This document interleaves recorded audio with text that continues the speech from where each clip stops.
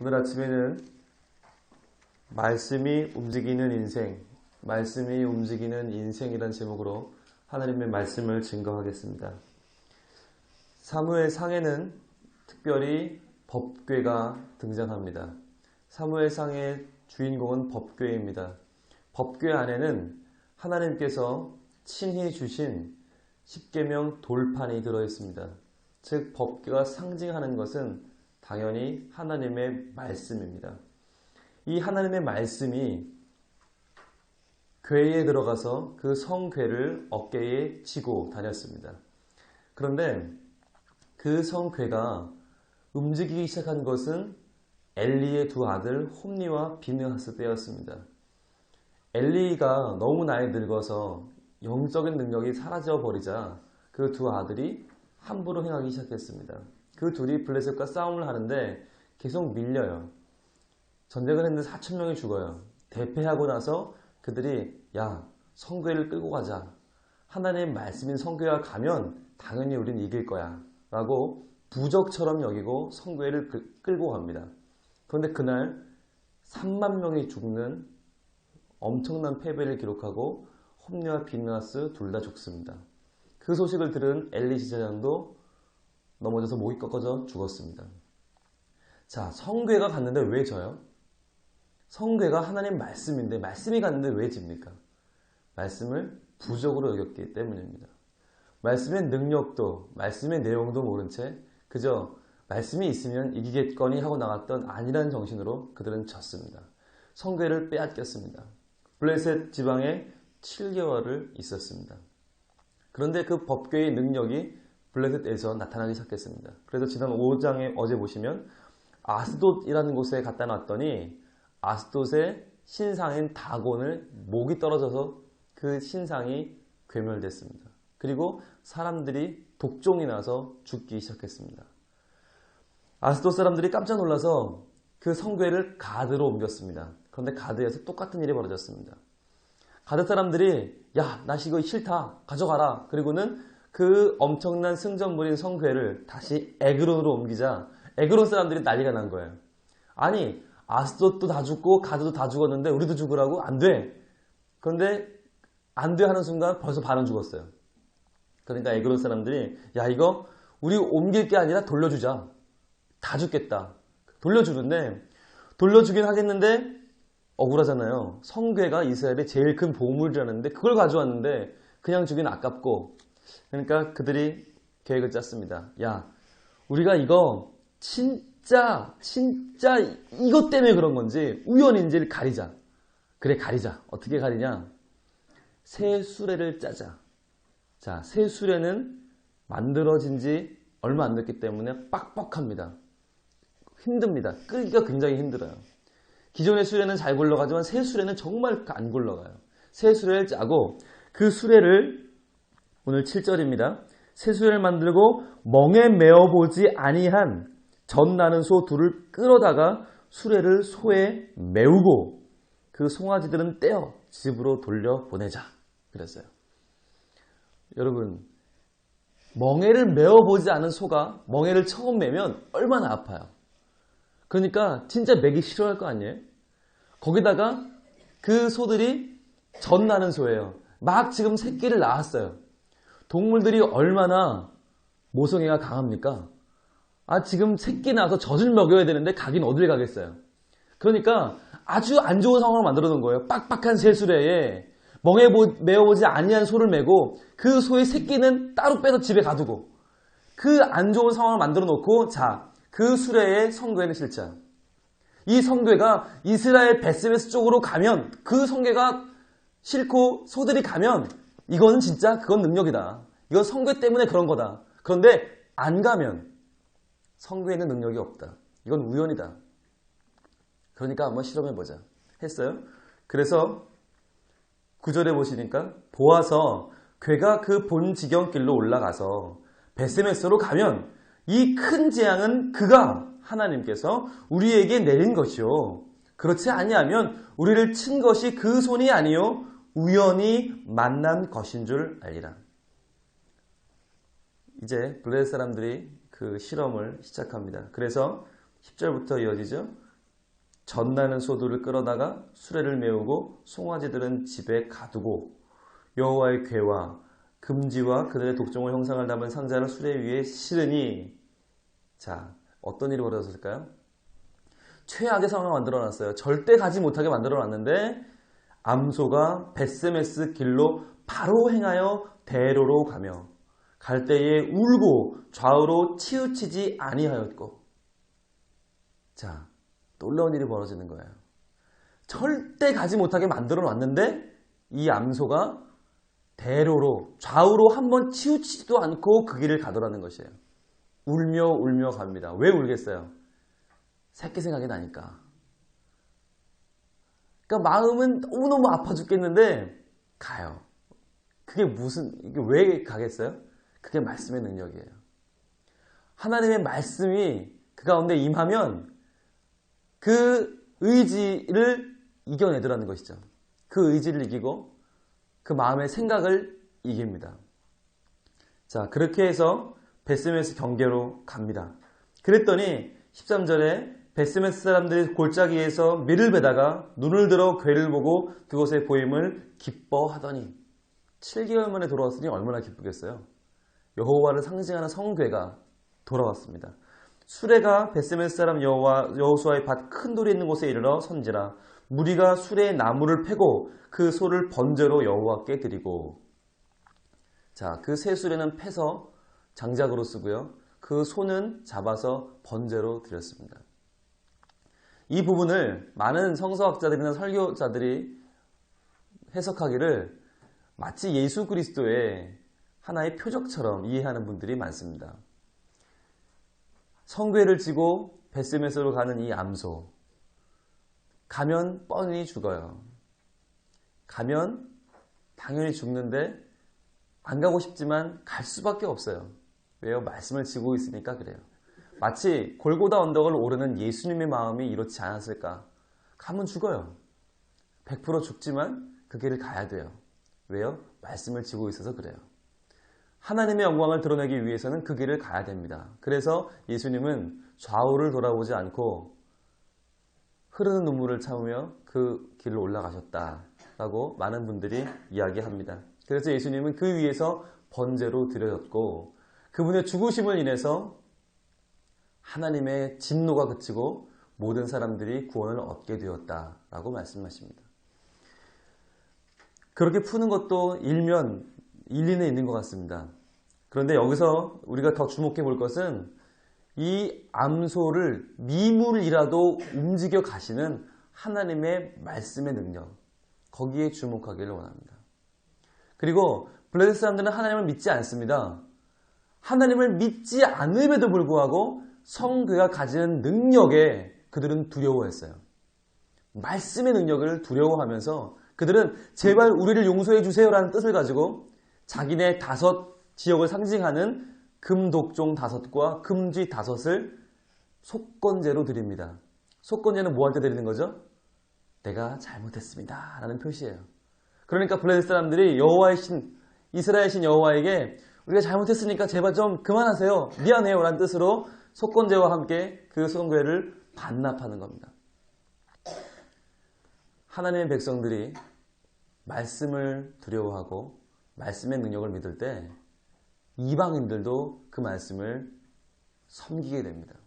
두려워하게 됩니다. 하나님의 백성들이 먼저 말씀의 능력대로 살 때 그것은 우리에게만 해당되는 것이 아니라 믿지 않는 사람들까지도 하나님께 영광을 돌리게 된다는 것입니다. 그런데 재미있는 일이 벌어집니다. 19절입니다.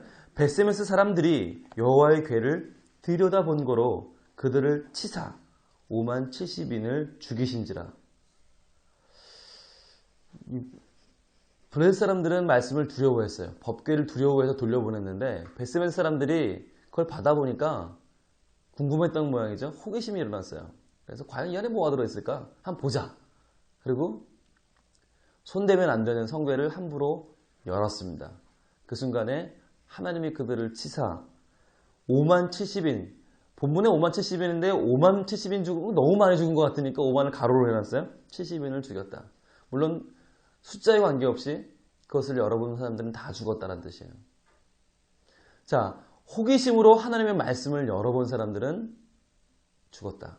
즉 하나님의 말씀을 순종하는 마음으로 보지 않고 호기심으로 재미로 장난삼아 다루는 사람들은 반드시 죽을 것이다.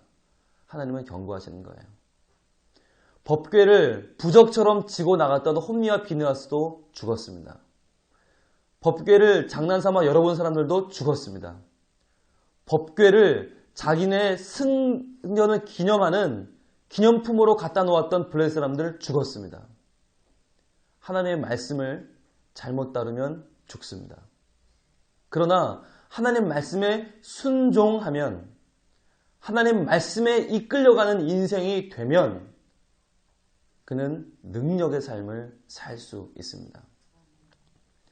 이사야 선지자에게 하나님 말씀하셨습니다. 너는 선포해라. 뭐라고 할까요? 풀은 마르고 꽃은 시드나 하나님의 말씀은 영영이 서리라. 하나님을 믿는다고 할 때 하나님의 말씀을 매일매일 읽고 그 가운데 말씀하시는 뜻을 내가 받아 그대로 살아보고 실천하고 말씀을 내 삶으로 검증해내지 않는다면 과연 우리는 무엇을 믿는다는 것입니까? 시드는 풀과 같은 인생입니다. 우리의 인생이 하나님 안에 서기 위해서 영영이 서는 말씀, 그 말씀 가운데 거하지 않는다면 우리의 기도는 울리는 꽹과리처럼 돼버리고 말 것입니다. 우리의 찬양은 아무 의미 없는 유행가 이상이 될 수 없을 것입니다. 우리의 사랑과 봉사는 유한한 내 자신의 욕망의 분출 그 이상이 아닐 것입니다. 말씀이 살아있는 교회가 하나님의 교회입니다. 말씀에 관심을 가지고 말씀을 호기심이 아니라 내 삶을 움직여가는 하나님의 능력으로 받아 묵상하고 실천하고 시험하는 교회가 정말 하나님께서 원하시는 교회입니다. 많은 사람들이 말합니다. 한국 교회는 말씀의 연구소는 많은데 실험실은 없다. 말씀을 연구하는 사람은 너무너무 많아요. 그런데 그 말씀이 정말 그런지 실험해보는 사람이 없다는 것입니다. 어느 목사님이 그러더라고요. 자기는 무 씨앗과 배추 씨앗을 구별할 수 없대요. 저도 구별할 줄 몰라요. 저도 서울 사람이기 때문에 씨앗을 구별할 줄 모르는데 그 씨앗을 어떻게 알 수 있겠어요? 어떤 게 무 씨앗이고 어떤 게 배추 씨앗인지 어떻게 알 수 있어요? 그래요. 심어봐야 돼요. 심어서 햇빛 비추고 물을 주면 무가 나오면 무 씨앗이고 배추 나오면 배추 씨앗이에요. 그런데 그거를 가지고 와서 딱 놓고 말을 하려면 되게 애매하잖아요. 이게 배추 씨앗이랍니다. 남들이 그러는데 배추 씨앗이래요. 이렇게 설교하면 이게 설교가 되겠습니까? 자기가 심어보지도 않고 한 번 심어보지도 않고 무슨 무 씨앗이 배추 씨앗인지 설교하면 그게 능력이 있겠어요? 심어보고 나는 걸 보고 아 이거 무 씨앗이구나. 그러면 무 씨앗이라고 목숨 걸고 설교할 수 있어요. 왜? 자기가 해봤으니까. 설교가 그렇다면 성도들의 삶도 마찬가지입니다. 왜 자녀들에게 자신 있게 말씀을 증거하지 못합니까? 부모가 살아보지 않았어요. 그냥 그렇다더라, 카더라 능력이 없어요. 엄마 아빠가 그 말씀대로 살았더니 물론 힘들죠. 말씀대로 사는 게 쉽지 않아요. 오늘 이 암소처럼 때로는 눈물 흘려야 되고요. 때로는 가슴 아파야 되고요. 우리의 인성의 반하는 하나님의 인격을 따라 사는 것이 쉽지 않습니다. 그러나 때로는 손해보고 때로는 억울하고 때로는 바보 같아 보일지라도 그렇게 살아 검증된 말씀이 우리 집안에 흐를 수 있다면 그 이상의 선물은 없습니다. 그 이상의 가정에 대한 선물은 없습니다. 하나님 말씀을 바로 세우는데 전력해 주십시오. 하나님 말씀이 나를 바꾸고 내 삶의 자세를 바꾸기 시작한 그 말씀이 우리의 가정을 바꿀 것입니다. 벳세메스로 돌아간 성궤는 그때부터 이스라엘을 살리기 시작했습니다. 우리의 가정에도 그 말씀이 돌아오기를 원합니다. 말씀으로 살고 말씀을 의지해서 말씀에서 약속하시는 그 복을 모두 받아 누리는 귀한 가정, 귀한 교회, 귀한 나라와 민족이 될 수 있기를 바랍니다. 기도하겠습니다. 아버지 하나님 감사합니다. 어제 주일 큰 은혜 받게 하시고 오늘 다시 한번 우리의 삶을 시작하면서 하나님의 말씀으로 저희들 능력받고 결단하며 시작하게 하시니 감사합니다. 하나님의 말씀이 움직이는 인생이 되게 하여 주시옵소서. 나의 욕망이나 성공에 대한 나의 소망이 나의 삶을 이끌지 아니하게 하여 주시고 오직 하나님의 말씀, 영영이 서는 하나님의 말씀이 풀잎처럼 지고 말 우리의 인생을 주관하게 하여 주셔서 연약한 우리의 인생을 세워주시고 우리의 모든 연약함은 강건하게 되며 우리의 모든 부정함은 정결케 되는 귀한 역사를 허락하여 주시옵소서. 아버지 하나님, 우리가 무엇을 물려줘야 하겠습니까? 말씀의 능력, 말씀의 실험소가 되어서 이 말씀이 참 그렇다고 하는 것을 내가 우리 자녀들에게 물려줄 수 있도록 하나님 말씀을 늘 실천하며 검증하며 살 수 있도록 우리의 삶을 지켜주시옵소서. 하나님, 우리의 모든 문제와 고민을 그저 하소연처럼 외치는 것이 아니라 말씀에 의지하여 하나님의 능력을 붙들고 구할 수 있게 하여 주시고 그렇게 구하는 것들마다 하나님 놀랍게 응답하여 주시옵소서. 하나님께서 말씀을 통하여 나의 인격을 바꿔주시고 나의 오랜 나의 죄악을 다 해결하여 주시고 나의 모든 문제들이 주님 말씀 가운데에 온전하게 응답받을 줄로 믿습니다. 우리 교회를 위하여 기도할 때, 나라와 민족을 위하여 기도할 때, 가정을 위하여 기도할 때마다 말씀에 주신 대로 응답하여 주시고 하나님 말씀에 주신 대로 놀랍게 우리의 삶 속에 그 모든 영광을 드러내 보여 주시옵소서. 오늘 아침에도 많은 문제 가지고 나왔습니다.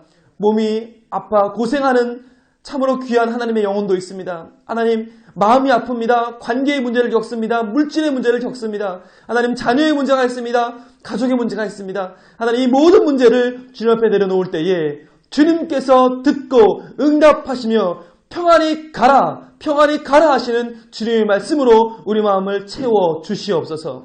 주님께 헌신하며 말씀에 헌신하는 인생들에게 주님께서 주실 복을 믿으며 예수 그리스도 이름으로 기도합니다. 아멘. 하늘에 계신 우리 아버지여, 이름이 거룩히 여김을 받으시오며 나라의 임하옵시며 뜻이 하늘에서 이룬 것 같이 땅에서도 이루어지이다. 오늘날 우리에게 일용할 양식을 주옵시고 우리가 우리에게 죄 지은 자를 사하여 준 것 같이 우리 죄를 사하여 주옵시고 우리를 시험에 들게 하지 마옵시고 다만 악에서 구하옵소서. 대개 나라와 권세와 영광이 아버지께 영원히 있사옵나이다. 아멘.